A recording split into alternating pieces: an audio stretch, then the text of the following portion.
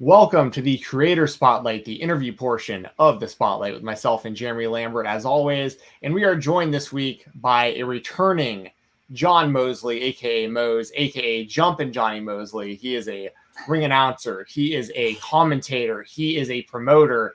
He's all over the place, and he's a guy who I consider a friend because we, back in the day, were just standing around watching wrestling as fans, and now we're both just doing stuff in wrestling, which is great. So, thank you, Mose, for joining us again, man. How you doing? No, man, doing good. Thank y'all for having me.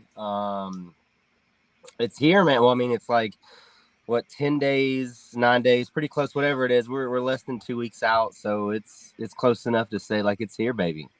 Oh, yeah. So let the people know before we get into it, like, you got another KOBK show coming up. You came on and promoted last time you were on here, May 7th. The big return. Let the people know a little bit about it. Then we'll start firing questions off at you about what's going on. Yeah, May 7th, live on IWTV, as well as live from the world famous TWE Arena down in Chattanooga/Red Bank, Tennessee. Tickets still available. Yeah, the first show had a lot go against it with the ring breaking, with everything that went on. This show, the original plan was always to do that one in December and then do 2 or 3 this year. We've got 3 planned, this being the first, and then obviously we'll have the date for show number 2, hopefully on May 7th to announce. But this one was more, we had a lot of card changes, but it's the thing where when you book a lot of talent, I mean, I'm not going to say I was expecting to lose people, but I kind of was expecting, like, a lot of these people are super popular. You know what I mean? Like, I totally knew, like, the card I had planned in January, and then the team, we all kind of got together and, like, love this, let's change this, whatever. It's not at all what that was. Like, this is completely, I mean, a couple have stayed the same, but, like, I would say of the 7, 8, 9 matches we're going to do, like, from where we were to where we're going to be, I think maybe 1 or 2, like maybe 2 have stayed the same. Everything else is different. Well, first off, first ever 2-time guest on this show. I feel like we got to get like an award or something for you. We'll send you a nice little certificate, 2-time guest that you can hang up in your room. Got him. How do you adapt to the changes? You said you had one plan in your head for like January, February. Now we're here in April. It's like, okay, well, this person might be off, that person might be off. Like, do you have backups in mind of, okay, if this goes wrong, I can pull in this person or that person? Like, in your mind, like, how are you planning to adapt to what? I mean, it's professional wrestling. Plans change all the time. Like, how are you planning to adapt when plans inevitably change? Yeah, basically, exactly. It's, you got to know. I mean, I don't have backups for every match, but I do. Like, it's the thing where, like, you guys, like, being a fan of professional wrestling, you find yourself thinking about matches randomly. Like, I know we all do it. Like, it might be you're daydreaming on a Monday, or like kind of had a few beers on a Saturday, and you're just, either way, you're like, that match would be kind of sick. Like, I want to see that. That's literally how these shows are booked. Unless it's like my dudes, obviously, shout out KOBK. Those guys I go to and say, hey, who do you want? Like, give me some names. Like, give me, who can I get you that may not, you know what I mean? Like, we got a Kira Priest, which could happen at a couple places, but it's also like, you got to think in those other places for those 2 talents, there are probably other matches in mind. So that was one I was really happy to put together. And Akira really wanted, a Priest really wanted it. It worked out really well. Other than that, it's just, man, let me hit this shout out Ghost. I'm trying to get the Red Berry boy shout out. Yeah, the sponsorship going. But also shout out, you just mentioned him, Adam Priest. Gonna give a quick shout out to Adam Priest. I was at Battle Slam in Atlanta a few days ago. He came out to Lemonade by Gucci Mane. That was his walkout music. It was the best, like the most unexpected entrance. So. I love Adam Priest so much. He's legit one of the best dudes, hard worker, one of the best talents. Pound for pound, one of the absolute best wrestlers in independent wrestling. I say that wholeheartedly, meaning it. a lot of it is just knowing the right people. I mean, the most recent change put over Sean Campbell. Shout out Sean Campbell. Everybody should be booking this kid, man. He is reckless in the best possible way. We had him in Hoodfoot. Pretty much that was the first match we announced for this show. I really wanted, like everybody really wanted that match. Hoodfoot gets a really good opportunity now that came up within the last 2 weeks. So it was one like I told Brett this back in January, February that Hoodfoot's gonna blow. Like it, you know what I mean? I'm not a fortune teller. We all saw it. Like Hoodfoot's gonna blow up this year. So if we get Hoodfoot on one of these 3 shows this year, I'm taking that as a win. So when he had to hop off for a really good opportunity, I was like, cool, sweet. And it just so happens that AJ Gray is really good friends with my personal good friend, Hardway Heater. So that was one where Hoodfoot tells us he can't be there at 10:30 p.m. on a Saturday. We have AJ Gray in that slot at like 11:15. Like within an hour, that's just knowing the right people. And shout out AJ Gray real quick. Shout out AJ Gray for the house. I mean, AJ's another one. Like he's been on that short list of people I wanted before December. I mean, full transparency, he hit me up maybe 2 weeks before the sold out show, and he's like, "Yo, am I on your show?" And I go, "AJ, you're in Cali like the night before. Like I don't have flight money right now." He's like, "All right, word. I get that." So fired up to have AJ. Bummed that we lost Hoodfoot, but again, it's like now we have AJ in this one, and we have got some plans for AJ. Hopefully, he's another one. If we can get him, we're going to use him a lot this year. Same with Jordan Oliver. I love Jordan Oliver. Shout out the kid. Wait, yeah, there it is. Shout out the boy. One of the best going, man. I want him on a show, but it's just these guys are booked months ahead of time, and then it's when you're traveling like that, it's hard to get them. So shout out AJ, shout out Jordan Oliver. I mean, like I said, literally every match has kind of changed except like Merck and Ron Bass Jr. Shout out Ron Bass real quick. That's been from the jump. And I want to say Akira Priest. No, I hit that back. There was something else planned, and then we kind of fell into that. So it's been a lot of moves, but it's thankful for the locker room, thankful for the talent I know, and thankful for the KOBK crew for really putting their names out for me when they've had to. Yeah, well, speaking of Ron Bass and the first show y'all did, I think he really showed out. I think he showed a lot in that first show because so many of the wrestlers had to improvise with there being no ring, and someone like Ron Bass Jr., who's like out there really trying to like make a name for himself right now, to on the fly be able to adapt the way that he did. I thought he did really, really good in that environment, and he's getting really over, especially in the Southeast right now. Like he was super over at that last sub show this past on Easter a few weeks ago. Like, and that was his first appearance in the Basement East, and he was over, So it's cool how all these companies, y'all are all really working hand in hand, like Action, SUP, SCI, KOBK, TWE. Like, I mean, it's all like its own ecosystem down here in the Southeast. I mean, uncharted territory coming up soon in that TW arena. I mean, like May 9th. Much going on. Oh yeah, that's right. That's like this week, right? Oh, I'm sorry, May 9th. Yeah, it's the Monday after KOBK. So you've got Action May 6th, you've got KOBK May 7th, and you've got the first uncharted territory May 9th. So huge weekend for Southeast First, Southeast. I'm excited, man. Like it's kind of sick to be in the middle of those two because that Action show, it's loaded on 5/6. I think all that is live streaming on IWTV as well. So got to check those out. Hell yeah. Yeah, well, what the name "Blood on My Jeans," by the way, is what the show is called. Where does the inspiration for that come from? It's a name of a Juice WRLD song. I'm a big Juice WRLD fan, and that was one like sold out. Kind of was easy, right? That was when we finally were like, all right, we're doing this show. We had I want to say I had the flyer done. Shout out Juicebox. Before that kid's gonna get that whole family is blowing. Shout out BSB, shout out Logan Bridgette, who's like 8 foot tall now, and Duncan.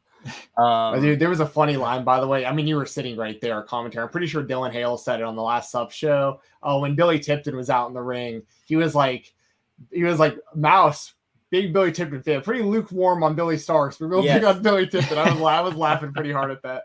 Yeah, that got me good too, because it's so true. Earlier in that day, the first thing Mouse said to me, he walks up to me and goes, "Yo, Billy Tipton is right over here." I'm like, yeah, no, he's right there. Like, Billy is right there. Huge. He is. Dylan Hell's the man. Shout out Dylan Hell's. For him, I owe so much. But Billy's another one of those, like you're saying about Ron, that's done it right. He's still young in professional wrestling, and I say that in a good way. I mean, they're both young human beings. Of course, Billy Tipton is a JPWA, Jacobs Pritchard kid. I met him, I mean, right out of the gate. I knew him, I would say, within his first handful of matches when I met Billy at a local Tennessee show. And I'm really proud of those guys. Like you said, Ron showed out, man. That gauntlet at Sold Out, can't say enough about it. Like, it was more fun than it had any right to be. Ron was like loved, and that was the reason why I kind of reached out to a couple people and was like, okay, let's do Merc and Ron. But yeah, Blood on My Jeans is just a Juice WRLD song. Sold Out was so easy. It was like, we're taking over TWE for a night. And I'd already said, like, it's my favorite Juice WRLD song off his first posthumous album, Legends Ever Die. What's cool too is, like, I talk about Juice WRLD to the boys, so people, like wrestlers you kind of would never think would be like, hey man, I don't like rap, but I listen to Juice WRLD and his lyrics are really cool. And it's like, I was like, yeah, sweet, thank you. Like, I totally agree. But yeah, Blood on My Jeans. That was me. Like, I was like, I have to name a show this. I may have jumped the gun because we've got some weird plans later in the year for a show. But I think we're gonna have to keep December just Sold Out. I mean, we're gonna keep doing the fighting, like, no ring vibes in December. So I think we're just gonna keep that Sold Out, and then September is actually, the date's not locked in. I'm hoping I know the date, but if it's the date I want it to be, it's the day after my wife's birthday. Shout out Haley, and I'm trying to let her name it. Probably gonna be a Jack Harlow rap lyric if I had to guess.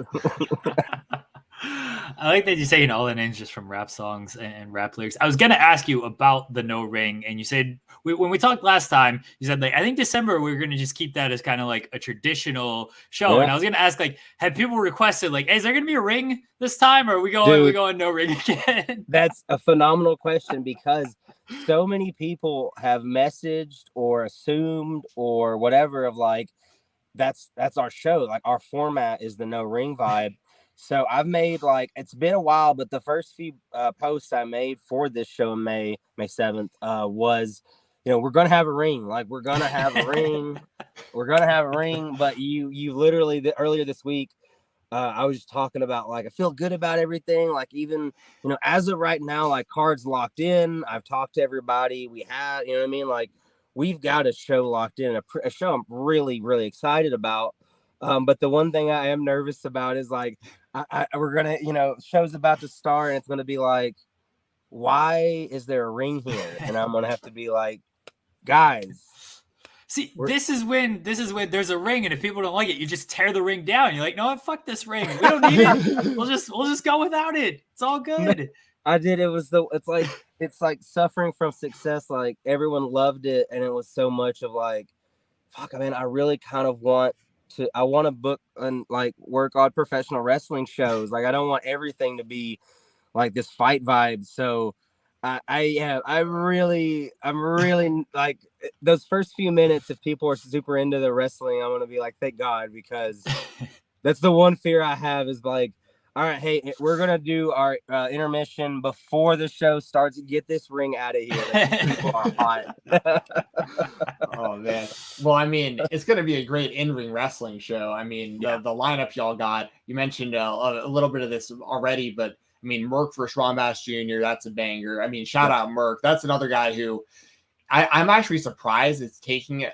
He hasn't been around very long, don't get me wrong, but I'm almost surprised it's taking as long as it is for him to blow up more. Because, like, when he blows up, I mean, literally with a bazooka possibly, when that guy blows up, he's going to be all over the place. Like, we've been waiting on him for a while, it feels like. So, like, him and Ron Bass Jr. is a match I'm really looking forward to. Eric Royal and Anthony Henry, that's a great matchup. I mean, Eric Royal, of course, with everything he means, especially to like action wrestling, Southeast, and Anthony Henry kind of being one of like the OG waves of like the Southeast, who like went on to do bigger things and is now kind of back doing his thing and popping up in AEW. And so, I mean, a guy who, I mean, Anthony Henry, it felt like for decades, people were like, why isn't he on TV? Like, this doesn't make any sense. But he was like the best of like this area for a long time.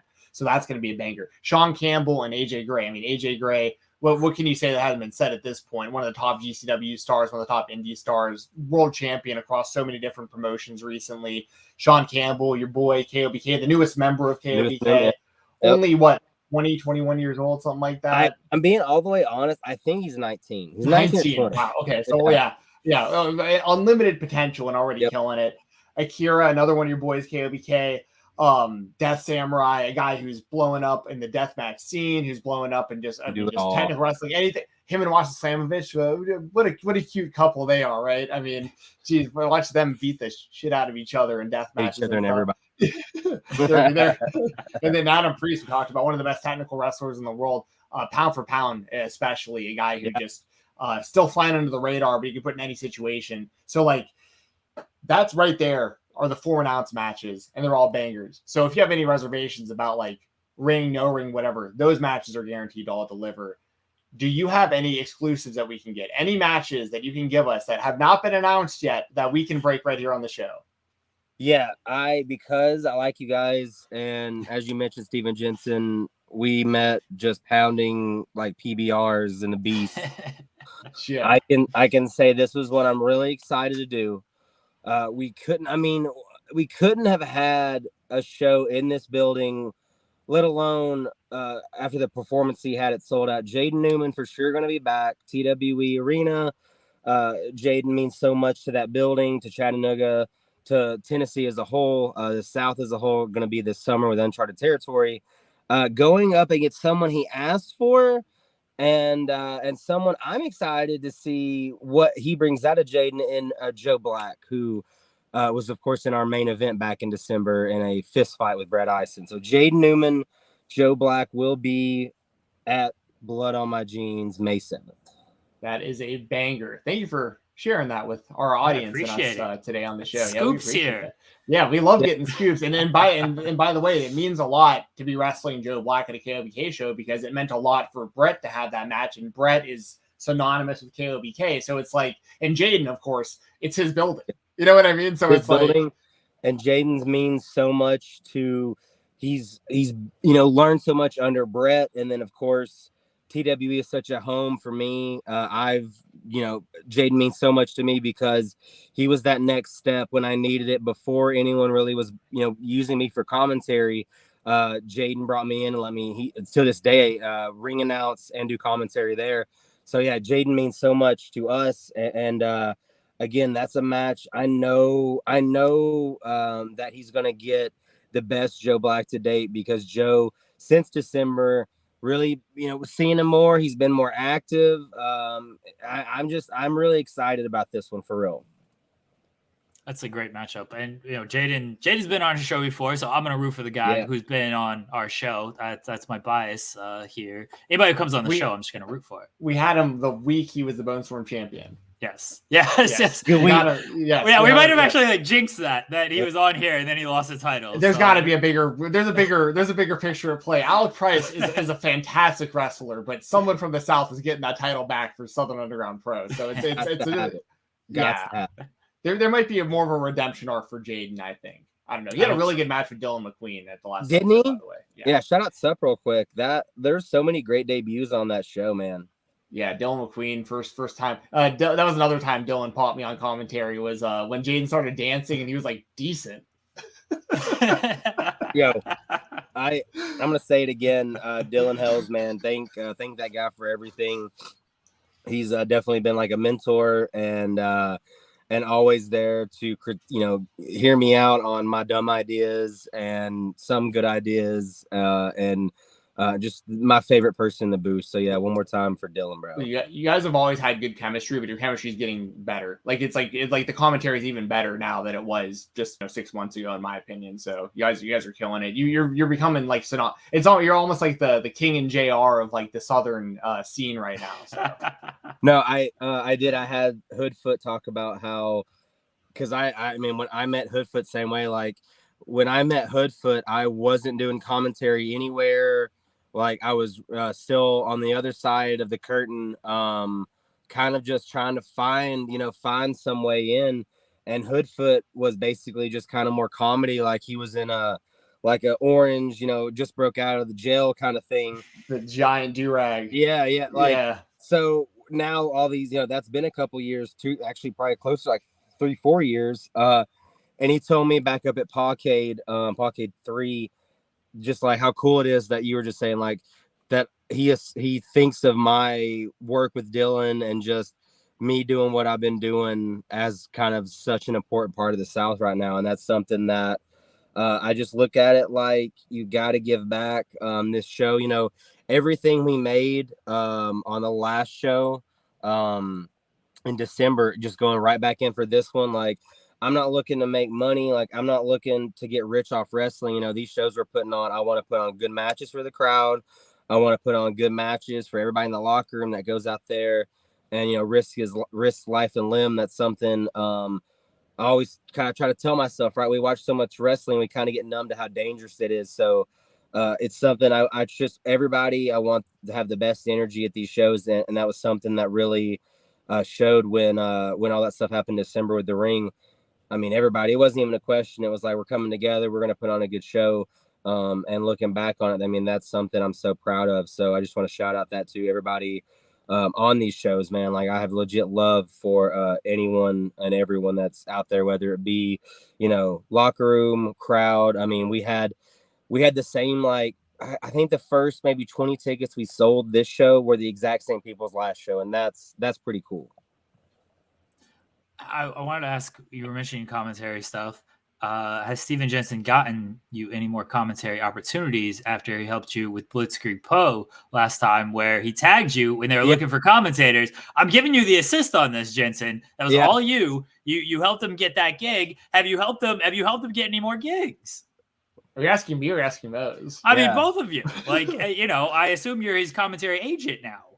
No, but if you want to hear us talk about MMA, we do that like once a month over on my podcast. But do that. We should totally do that. We got a big card coming up. Not actually, I think on May 7th, right? Same day. Yeah, I think you're right. The next pay-per-view, I think, is. Yeah. We'll either be previewing or reviewing that together. So gonna happen. I can't wait. No, I do want to thank Steve. It was like Steven Jensen and a bunch of wrestlers who kind of were like, you should use him. It was like Jensen, like Jaden, O'Shea Edwards were like right away, like, hey, use him. And it was one of those things, man, like, no shit. I was at a bar with Hardway Heater. And I get a DM and it's fucking Blitzkrieg Pro hitting me up to do commentary. And I'm like, what?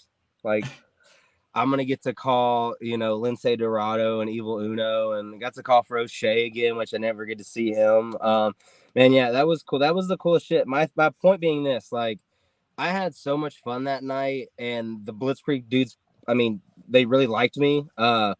They told me, I think it's just one of those things, man, they have a good crew up there, but if they ever do need a Southern, like, again, like the Southern guy got brought up to like go, and I got to like, me and my wife made like basically like a whole like extended weekend out of it. Like, I called the show. We were in the car all night, drove all night. I didn't sleep. We got up there. She napped. I took notes, didn't sleep, did the show, kind of killed it. Felt really great about it. And then we spent like the next 3 days just chilling in like Mass, man. It was cool. But yeah, thank you. Yeah, thank you, Steven Jensen. I absolutely will find you 10% somewhere. Appreciate that. My real question was, how was your experience there? Not trying to get Steven Jensen a cut of the money there, but I did want to know how your experience was with that. It was awesome. It was cool because I didn't know a lot of the locker room, but I knew O'Shea, obviously. I knew Cannonball. Like, I'd met Cannonball before, and me and him hit it off. He brought me like 5 of his like his sodas. You know, I don't want to get the flavor on. Let me blood orange maybe sodas. The Jeff Cannonball boys. And he brought me 6, but Austin Luke drank one, and I told Austin Luke, it's like, you're lucky I like you. And he said, why? I said, Jeff Cannonball said you drank one of my sodas, and he said, oh yeah, shit, man, it was really good though, and it was. So Cannonball, I got to see Cannonball and he kick it with him and talk to the H2O crew.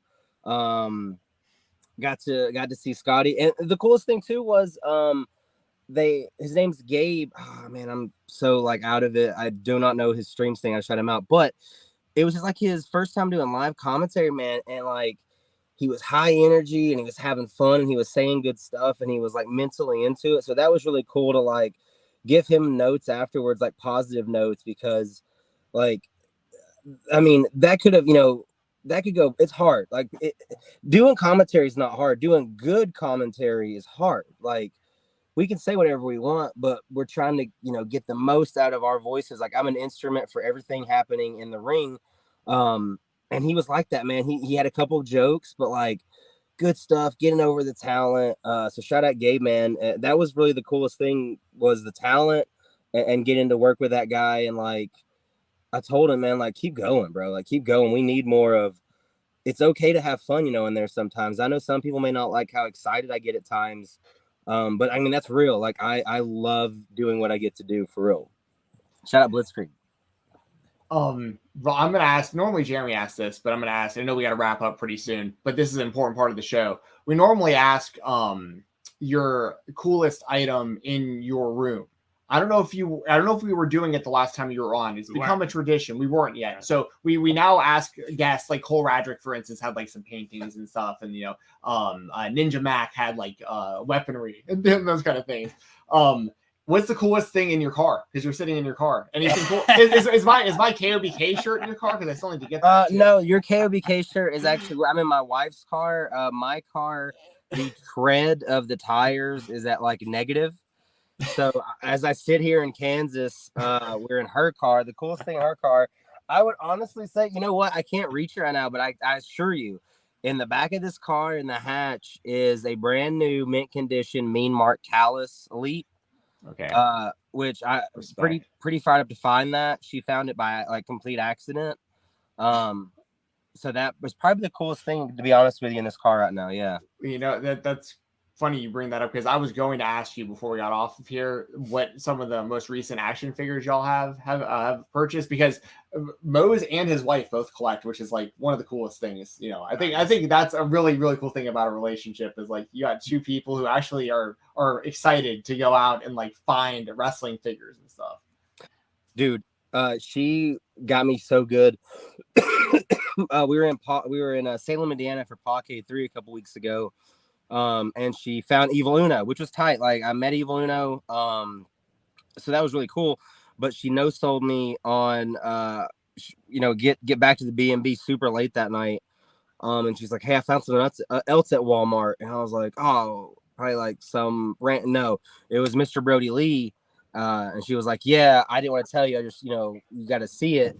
So that was, like, it's cool that it's people. Some people she doesn't even really know. She just knows that they're cool. Like, as Jensen knows, my wife doesn't particularly love wrestling. She loves like the pageantry of it at times. Her favorite match, probably right now, if you said what's your favorite wrestling match, probably going to say the Johnny Knoxville WrestleMania match for sure. That's ruled. Steven Jensen's a hater and disliked it, an absolute hater. But I thought it was the best match on WrestleMania. She loved it. She loves great Flippy Boy wrestling, and she loves like deathmatch wrestling. And for some reason that she was fired up. So yeah, but she'll like find the most random. Like she knew I was on the DX stuff. She's just like, these guys just kind of look cool, and I was like, yes, they are cool. I'm glad you bought them. Well, Mose, we appreciate you joining us, but I thought you were gonna pull out like a USB cable and be like, "This is the coolest things." If I'm in my car, like I have nothing cool in there, so it's like, this USB cable is the coolest thing I have. If I hadn't, the coolest thing that was in here 15 minutes ago was I bought the Seinfeld Lego thing. It's like the Seinfeld set, as Legos. That's sweet. Yeah, that was the coolest thing, but it is not here now. It is definitely the meme Mark Callis in the back safely. You actually have like cool stuff in your car. Again, my car, there's just nothing in it.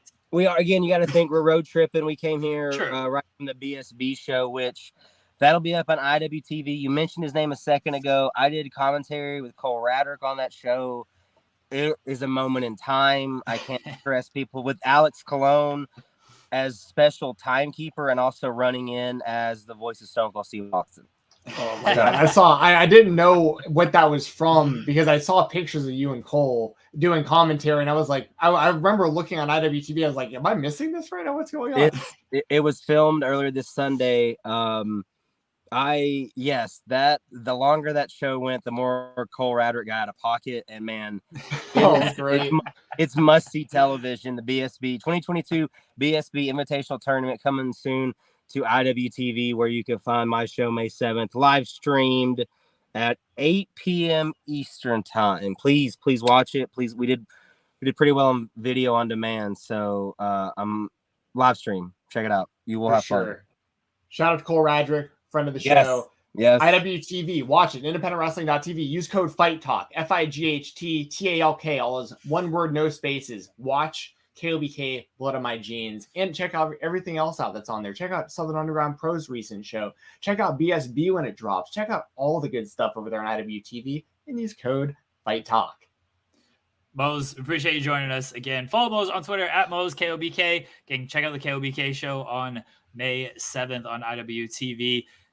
Two-time guest on the show. First ever two-time guest. We're going to get your certificate. We'll get head of PR to send you something. Guys, we'll be right back here.